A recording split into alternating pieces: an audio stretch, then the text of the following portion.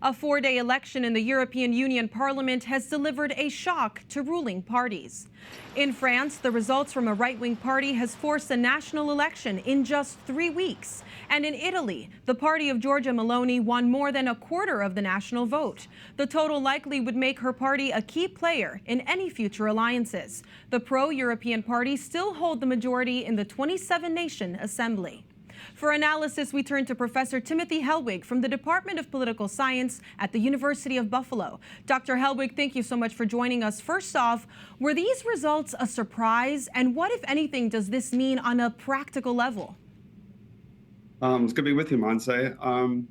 Yeah, they were surprising at the margins, I think, right? On the one hand, what it speaks to me is that these are really, 27 separate elections. It's not one election in one country, but as we were expected, we did see a fairly strong support by the far right parties. But if anything is surprising to me, it's really that the center held, right? And so I expect that Europe will be able to retain its unity going forward, and has met this challenge that many people feared. Now, the results within different countries, you mentioned Spain, you mentioned France, you mentioned Italy, are another matter all entirely. But overall, I think it's been a positive outcome for those who are behind the European project of unification. Well, let's talk a little bit about France specifically. After the results over the weekend, France President Emmanuel Macron called a snap election to take place in 3 weeks. Can you tell us more about his decision and why he wants the election to happen so soon?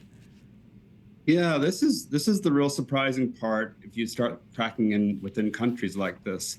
I think Macron really sent out this bombshell. I think he wants it to happen so soon to see if there's any way that he can have this Hail Mary pass, as it were, try to stave off dwindling support within his country.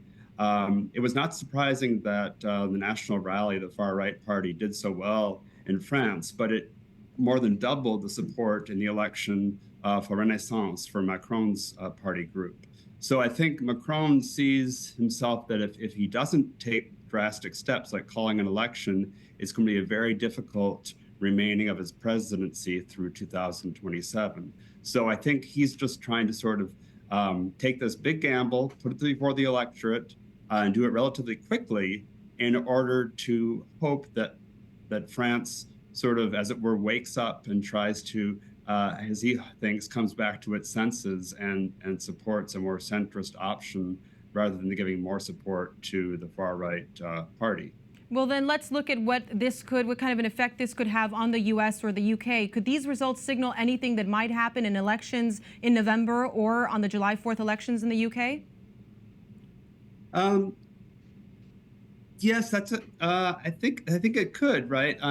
In the sense that what's really interesting here is that you have sort of what political scientists call a second-order election, which is the European Parliament election, kind of showing that it matters for the first order, the most important elections within these European countries. So I think for the UK, we're going to see maybe this will give rise to some more, I would say, anti-Europe elements or anti-migrant elements within British politics, though I still think that Labour Party will do relatively well with its centrist candidate for Prime Minister Keir Starmer.